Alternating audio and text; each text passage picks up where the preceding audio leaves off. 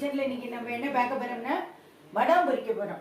வழக்கம் வெங்காயத்துக்கு வெயிலில் போட்ட வடம் பொரிக்க போகிறோம். இப்போ நம்ம ஃபஸ்ட்டு வெங்காய வடம் பொரிக்க போகிறோம்.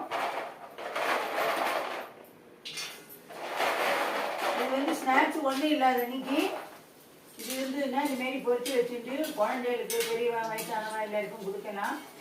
இப்போ நம்ம எண்ணெயை நல்லா சுட வச்சுட்டோம். இப்போ வெங்காய வடம் பொரிச்சுன்னு இருக்கோம். நம்ம இது நல்லா முழுகிற அளவுக்கு எண்ணெய் வைக்கணும், இல்லாட்டி இது பொரியாது. இது நல்லா இப்படி திருப்பி விட்டுட்டே இருக்கணும்.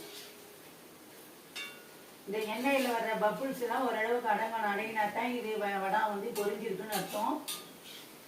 இல்லைன்னா உள்ளுக்குள்ள அப்படியே நமுப்பா இருக்கும், மேலே நல்லா மொறுமொறுன்னு இருக்கும்.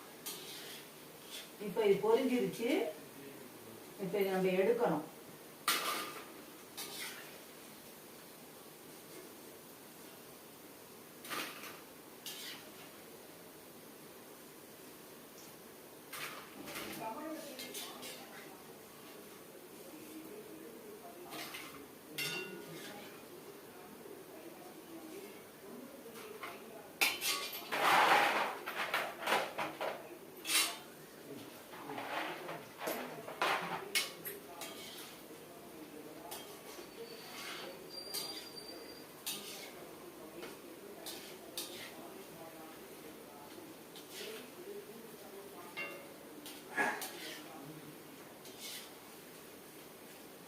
வெங்காயம் வடம் இது செகண்ட் ரவுண்டு வந்து இது பொரிஞ்சிருச்சு.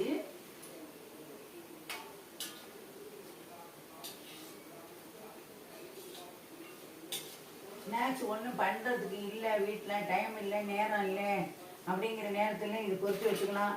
இல்லை சாப்பாட்டுக்கு தொட்டுண்டு சாப்பிடலாம், வெறுமனையும் சாப்பிடலாம்.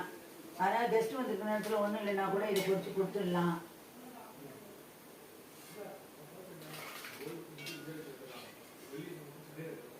இப்போ இது பொரிச்சாச்சு. அடுத்தது வந்து நம்ம ஓமப்பொடி வடம் பொரிக்க போகிறோம். ஓமப்பொடி வடைன்னு இந்தமாரி ஓமப்பொடி ஆச்சுல மாவு கலரி வடா மாவு கலரி ஓமப்பொடி ஆச்சுல புளியுதுன்னா ஓமப்பொடி வடை தான். போய் இதை நம்ம பொரிக்க போகிறோம்.